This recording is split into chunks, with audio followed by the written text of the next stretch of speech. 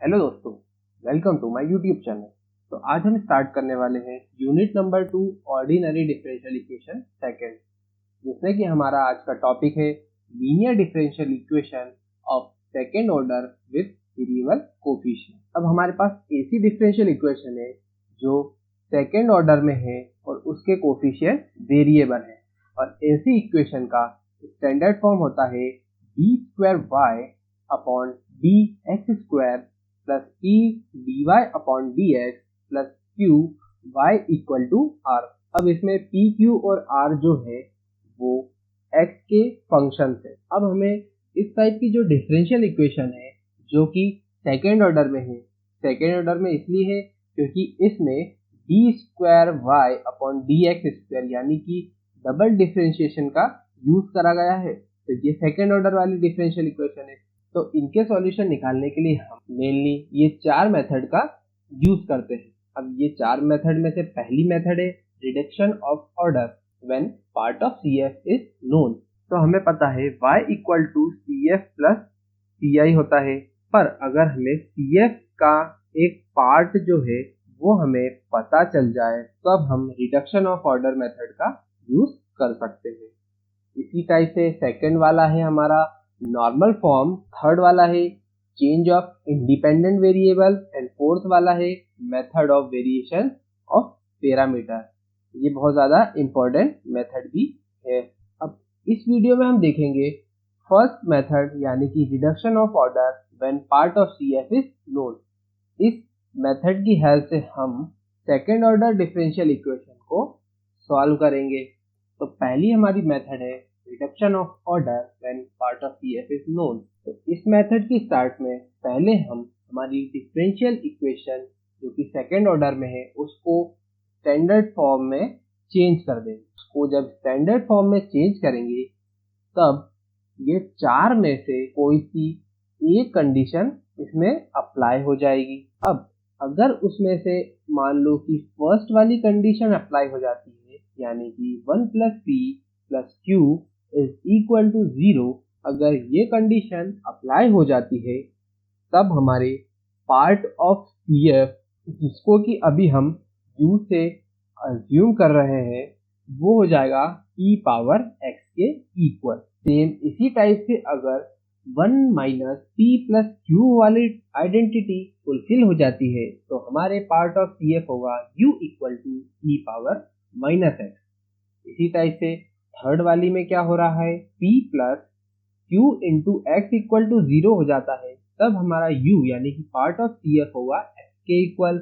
और इसी टाइप से अगर फोर्थ वाली कंडीशन फुलफिल हो जाती है a² plus AP plus q equal to 0 और यहाँ पे a एक कांस्टेंट है तो पार्ट ऑफ CF हो जाएगा u equal to a into x। तो पहली स्टेप हमारी हो जाएगी स्टेप नंबर 1 कि पहले हम उसे स्टैंडर्ड फॉर्म में चेंज करें। फिर स्टेप नंबर 2 हो जाएगी पार्ट ऑफ CF को फाइंड करेंगे। तो जैसे ही हमारा पार्ट ऑफ CF मिल जाता है तब हमारा कंप्लीट सॉल्यूशन हो जाएगा y equal to u into v के इक्वल। अब यहाँ u तो आपको पता है कि पार्ट ऑफ CF है, अब v को कैसे कैलकुलेट करना है वो हम थर्ड स्टेप में देखेंगे। तो स्टेप नंबर 3 हमारी रहेगी, जैसे ही हमने अज्यूम करा हमारा solution y equal to u into v, हम हमारी इक्वेशन को y की जगह पे u वाली टर्म्स में लिख देंगे। अब उसको लिखने के लिए एक फॉर्मूला है हमारे पास d² upon dx² plus p plus 2 upon u du upon dx into dv upon dx is equal to r upon u। ये हमारी इक्वेशन है जब हम हमारी मेन इक्वेशन को u और y के टर्म्स में चेंज कर देंगे। अब स्टेप 4 में क्या करना है, तो स्टेप 4 में जैसे कि हमारी मेथड का नाम है रिडक्शन ऑफ ऑर्डर, तो उसे हमें चेंज करना पड़ेगा हमारे लोअर ऑर्डर में। स्टेप 4 है हमारी t equal to dv upon dx, तो t डैश क्या हो जाएगा d² अपॉन dx² के इक्वल। तो अब हमारी इक्वेशन चेंज होके हो जाएगी t dash plus p plus 2u du upon dx into t equal to r upon u. यहाँ पे u की इसलिए टेंशन नहीं है क्योंकि u जो कि हमारा पार्ट ऑफ CF है वो ऑलरेडी हम स्टेप 2 में कैलकुलेट कर लेंगे। तो जैसे ही u आ जाएगा तो हम du अपॉन dx भी साथ में कैलकुलेट कर ही लेंगे। तो अब हमारी ये इक्वेशन चेंज हो जाएगी लीनियर डिफरेंशियल इक्वेशन में। और इसका सॉल्यूशन हम कैसे करेंगे? वेरिएबल सेपरेबल मेथड की हेल्प से। और जैसे ही हमने वेरिएबल सेपरेबल मेथड को अप्लाई करा, v की वैल्यू हमारी x के टर्म्स में आ जाएगी। और जैसे ही v की वैल्यू आई, हमारे पास u ऑलरेडी था, तो y equal to u into v से हमारा उस सेकेंड ऑर्डर डिफरेंशियल इक्वेशन का सॉल्यूशन भी हमारे पास आ जाएगा। तो इसे हम और अच्छे तरीके से समझने के लिए कुछ एग्जाम्पल सॉल्व कर लेते हैं। पहला क्वेश्चन है solve x d square y upon D x square minus 2x minus 1 d y upon D x plus x minus 1 into y equal to 0। अब इसको हमें सॉल्यूशन निकालना है। तो पहली जो स्टेप है वो सॉल्यूशन निकालने के लिए हम यूज करेंगे रिडक्शन ऑफ ऑर्डर। तो स्टेप नंबर 1 है हमारी इक्वेशन को स्टैंडर्ड फॉर्म में चेंज करना। तो इसमें d square y upon D x square के साथ x एक मल्टीप्लाई में है तो उसको हम डिवाइड में कर देंगे। तो हमारी इक्वेशन आ जाएगी d square y upon D x square minus 2x minus 1 upon x d y upon D x plus x minus 1 upon x into y equal to 0। p की वैल्यू हम लिखेंगे तो वो हो जाएगी minus 2x minus 1 upon x, की value हो जाएगी x माइनस 1 अपॉन एक्स और r की वैल्यू हो जाएगी 0 के इक्वल। अब स्टेप नंबर 2 में 4 अलग अलग कंडीशन थी, तो एक के बाद एक कंडीशन को अप्लाई करते हैं। तो पहली वाली कंडीशन क्या थी? 1 plus p plus q equal to 0 हमें फाइंड करना है। तो उसके लिए हम 1 plus minus 2x plus 1 upon x plus q यानी कि x माइनस 1 अपॉन x। अब इसको सिंप्लीफाई करते हैं तो ये हो जाएगा 1 minus 2 plus 1 upon x plus 1 minus 1 upon x के इक्वल। और ये 1 अपॉन x ये 1 अपॉन x आपस में कैंसिल हो जाएंगे और ये 1 और ये 1 होके 2 हो गया और 2 माइनस 2 हो गया 0।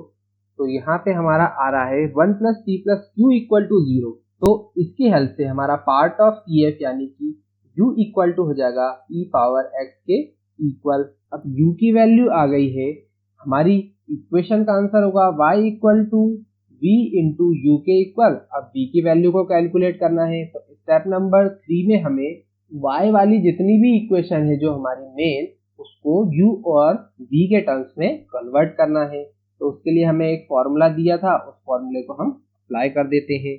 तो फॉर्मूला क्या था हमारा? D square we upon D x square plus p plus 2 upon u d u upon D x into d v upon D x equal to r upon you.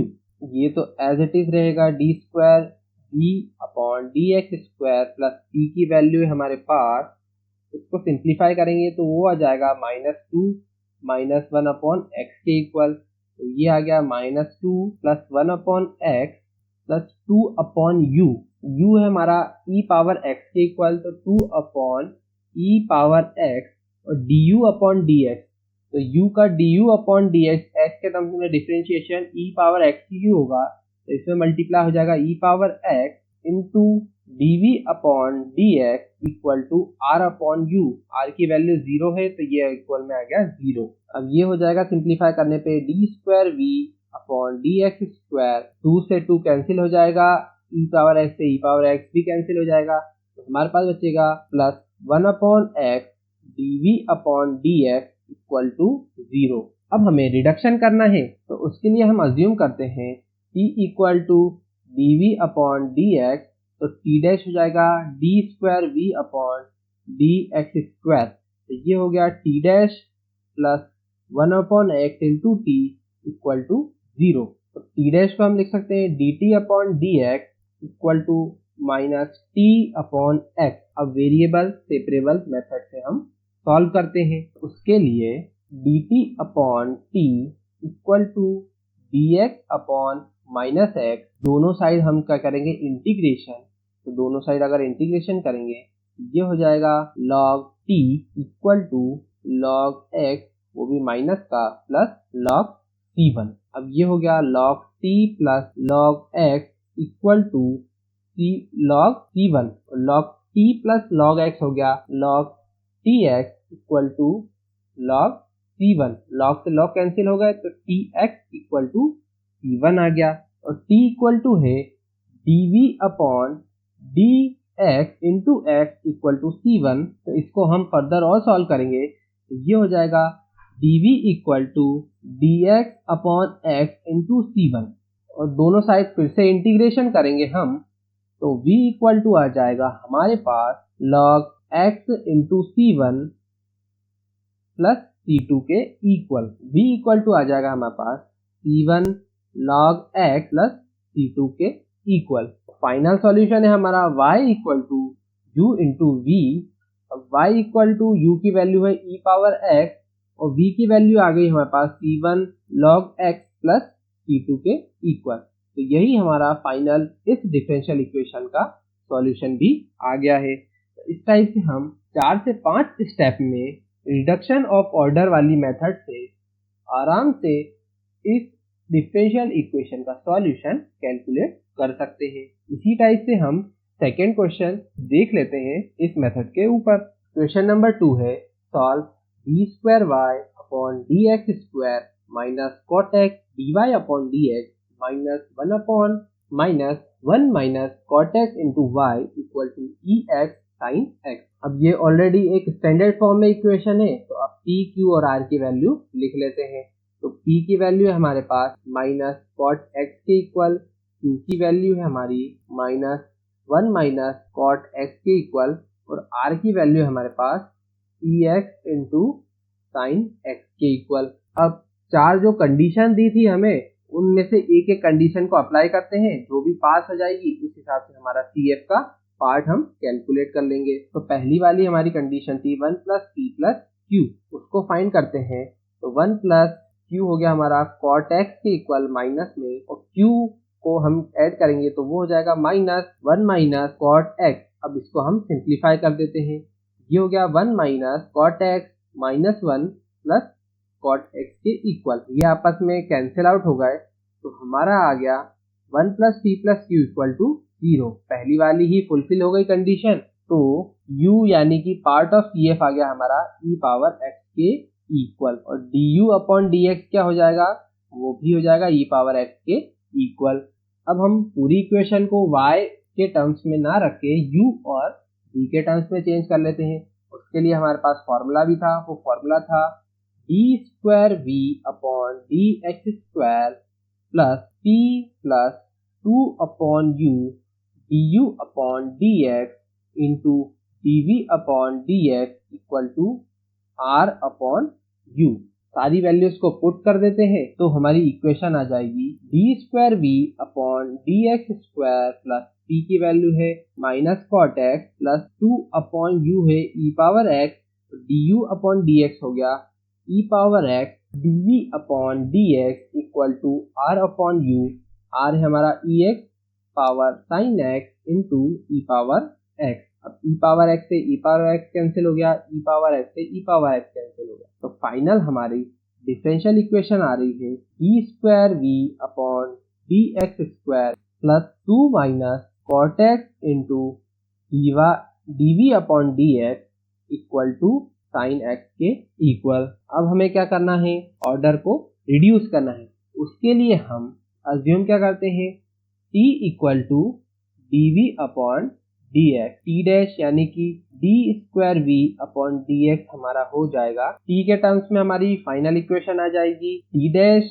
Plus 2 minus cot x into t equal to sine x के equal, और इस t dash को हम dt upon dx भी लिख सकते हैं, dt upon dx plus 2 minus cot x into t equal to sine x। अब ये लीनियर डिफरेंशियल इक्वेशन हो गई है, तो इसको सॉल्व करने के लिए हम इंटीग्रेटिंग फैक्टर को फाइंड कर लेते हैं।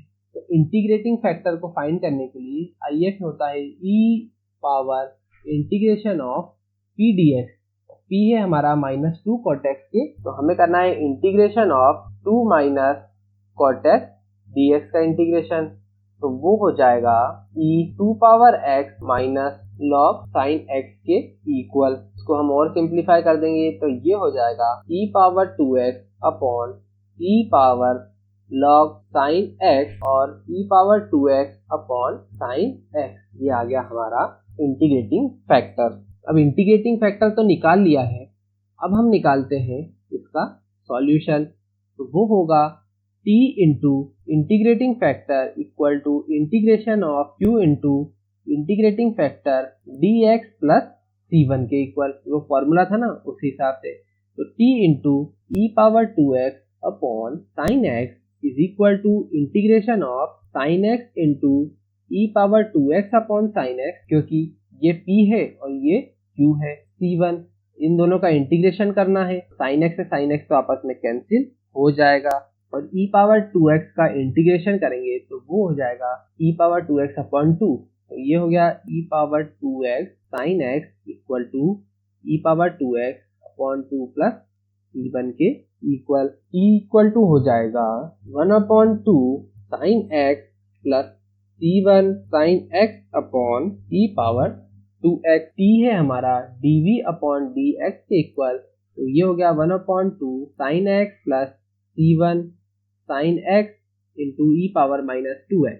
dx को राइट साइड शिफ्ट करते हैं तो dv इक्वल टू हो जाएगा 1 upon 2 sine x plus c1 sine x e power minus 2x into dx।